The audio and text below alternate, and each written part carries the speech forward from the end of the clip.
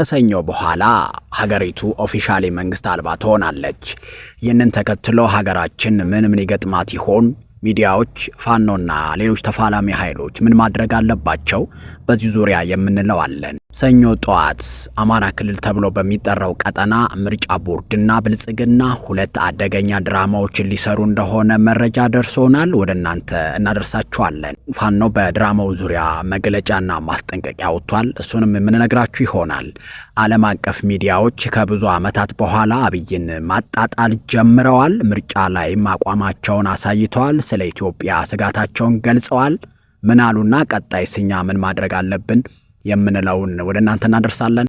ህወሓት ከፌዴራል መንግስት ጥገኝነት ራሷን ያላቀቀች ነው። ከጎረቤት ሀገራት ጋር ህጋዊ የንግድ ልውውጥ ውስጥ ገብታለች እና ይህ ምን ያመለክታል? አማራስ ምን ማድረግ አለበት?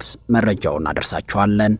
አብይ አህመድ የሱዳንን ጦርነት ወደ አማራ ክልል ስቦ ለማስገባት ለአምስተኛ ጊዜ ሙከራ አድርጓል። ምን አደረገ? አብረውን ከቆዩ ያገኙታል። በአዲስ አበባ የቀን ሰራተኞችና ጫማ ጽዳት ስራ ላይ የተሰማሩ ወጣቶች በጅምላ እየታፈሱ ነው። ማድረግ ያለባቸው ጥንቃቄ ወደ እናንተ እናደርሳለን። እናንተም ሼር፣ ሰብስክራይብ፣ ኮሜንት በማድረግ መልእክታችን ለብዙ ሰው እንዲደርስ ያድርጉ። እናመሰግናለን። ከሰኞ ግንቦት 24 ቀን 2018 ዓ.ም በኋላ ሀገሪቱ ኦፊሻሊ መንግስት አልባ ትሆናለች። አማራ፣ ትግራይ፣ ከፊል ኦሮሚያ፣ ቤኒሻንጉል፣ መተክልን ጨምሮ ምርጫ ስለማይኖር የብልጽግና መንግስት ከሰኞ ጀምሮ በእነዚህ የአገሪቱ ክፍሎች የብልጽግና መንግስት ኮንትራቱን ጨርሶ ለአካባቢው ኃይሎች ያስረክባል። ፋኖም ከዚህ ቀን ጀምሮ ራሱን መንግስት መሆኑን ማወጅና የርክክብ ሂደት መጀመር አለበት። ከዚህ ቀን በኋላ የብልጽግና መንግስት ነኝ ብሎ አዋጅ ማወጅ፣ ህግ ማውጣት፣ በጀት መመደብ፣ የሀገሪቱ መከላከያ ማዘዝና ማዝመት አይችልም። መረጡኝ በሚላቸው የሀገሪቱ ክፍሎች እንኳ መንግስት ለመሆን የሚያስችል ድምፅ አያገኝም። ስለዚህ እንደ መንግስት ሳይሆን እንደ ጁንታ ታይቶ የሀገሪቱ ኃይሎች እርምጃ ሊወስዱበት ይገባል። ፋኖ፣ ኦላ፣ ህወሓትና ሌሎች ኃይሎች ሀገሪቱን የማዳን እንቅስቃሴ ውስጥ መግባት አለባቸው። ሚዲያዎችም የብልጽግና መንግስት ማክተሙን ለዓለም ለማሳወቅ መረባረብና ከብልጽግና መንግስት ጋር የብድር ይሁን ሌሎች ስምምነቶች እንዲያቆሙ ማስገንዘብ ላይ መበርታት አለብን። የኢትዮጵያ ህዝብም ሳይደናገጥ አንድነቱን ጠብቆ መቀጠልና ራሱን ብልጽግና ከሚሉት የጁንታ መንግስት ጥቃት በማራቅ መከላከል ላይ እንዲያተኩር እንመክራለን። በነገራችን ላይ ምርጫው አስቀድሞ ተካሂዷል። የምርጫ ኮሮጆች ድምጽ በተሰጠባቸው ወረቀቶች ተሞልቷል። ይህንን ያደረጉት ብልጽግናና ምርጫ ቦርድ ግን ሰኞ ግንቦት 24 ቀን 2018 ዓ.ም አማራ ክልል በተባለው ቀጠናና በሌሎች የጸጥታ ችግር ባለባቸው ቀጠናዎች ሁለት አደገኛ ድራማዎች ለመስራት ተዘጋጅተዋል። ይህም ካድሬዎችንና የሴፍቲኔት ሴቶችን በምርጫ ጣቢያ አሰልፎ ፎቶ ካነሱ በኋላ ወደ ቤታቸው ሸኝተው እነሱ ግን በየሚዲያው ህዝቡ እየመረጠ ነው የሚል ድራማ እየለቀቁ ጮቤ ሲረግጡ ሊውሉና አንዳንድ ቦታዎች ላይ ደግሞ ጥቃት በመክፈት የፋኖን ስም ለማጠልሸት ሊሰሩ እንዳቀዱ መረጃዎች ወጥተዋል። ይህንን ተከትሎ ደግሞ ፋኖ መግለጫ አውጥቷል። የማስጠንቀቂያ በራሪ ወረቀቶችን በትኗል። በመንግስት ቢሮዎችም ሳይቀር ወረቀቶችን ለጥፏል። ካድሬዎችና ሚኒሻዎች ደግሞ ፋኖ በትናንሽ ድሮኖች ታግዞ በትኖብን ይሆን ሲሉ በፍርሃት ተውጠው አስተያየት እየሰጡ ነው። አንዳንድ ካድሬዎች ደግሞ ከኛ ውስጥ የፋኖ ሰው አለ በሚል እርስ በርስ በከባድ ጥርጣሬና ለመተማመን ውስጥ ተዘፍቀዋል። የተበተነው ደብዳቤም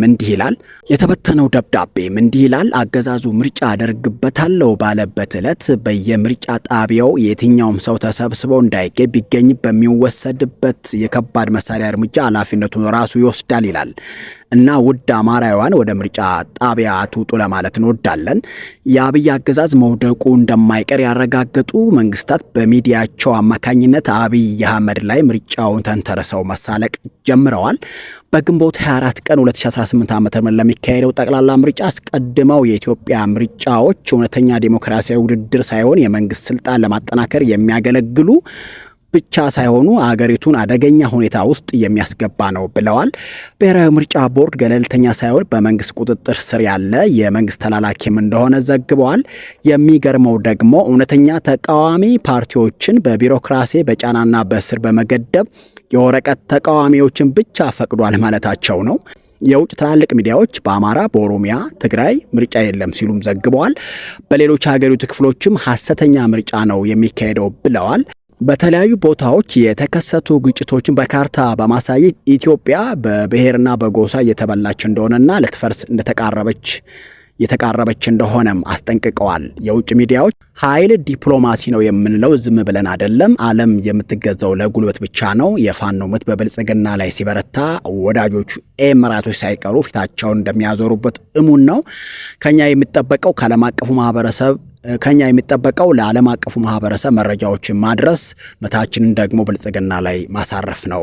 ህወሓት ራሷን የቻለች ሀገር እየሆነች ነው። መድኃኒትና ነዳጅ በዶላር እያስገባች ነው። ሙሉ በሙሉ ከፌዴራል መንግስት ጥገኝነት ለመላቀቅ እየሰራች እንደሆነ መረጃዎች እየወጡ የፌዴራል መንግስት ወደ ትግራይ ክልል የሚገባውን የነዳጅ አቅርቦት ገድቦ መቆየቱን ተከትሎ በክልሉ ከፍተኛ ሰብአዊና ኢኮኖሚያዊ ቀውስ ተከስቶ በነበረበት ወቅት በትናንትናው ዕለት ከኤርትራ በኩል አዲስ የነዳጅ አቅርቦት ወደ ክልሉ መግባት መጀመሩን ታውቋል። ይህ እርምጃ ለረጅም ጊዜ ተስተጓጉሎ ለነበረው የሕክምና የትራንስፖርትና የዕለት ከዕለት እንቅስቃሴ ትልቅ እፎይታ ይሰጣል ተብሎ ይጠበቃል። አማራም ቢሆን ወደፊት ለሚከሰትበት የመድኃኒት የትራንስፖርትና የነዳጅ አቅርቦት እንዲህ አይነት ተመሳሳይ ነገሮች መከተል እንዳለበት ማሳሰብ እንወዳለን። አብይ አህመድ ለአምስተኛ ጊዜ በሱዳን የድሮን ጥቃት አድርሷል። ይህም የድሮን ጥቃት የተነሳው ከባህር ዳር አካባቢ ሊሆን እንደሚችል መረጃዎች እየጠቆሙ ነው። የዚህ ዋናው ዓላማ ደግሞ ጦርነቱ ወደ አማራ ክልል ስቦ ለማስገባት የሚያደርገው ሴራ እንደሆነ በተደጋጋሚ ገልጸናል። ዛሬም መግለጽ እንወዳለን እና ጥንቃቄና አንዳንድ ነገሮች ማድረግ ያለብን ይመስለኛል። በአዲስ አበባ ዙሪያ የቀን ሰራተኞች በጅምላ እየታፈሱ ነው።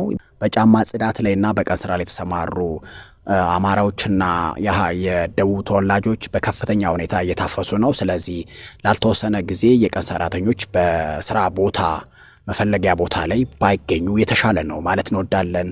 እናመሰግናለን።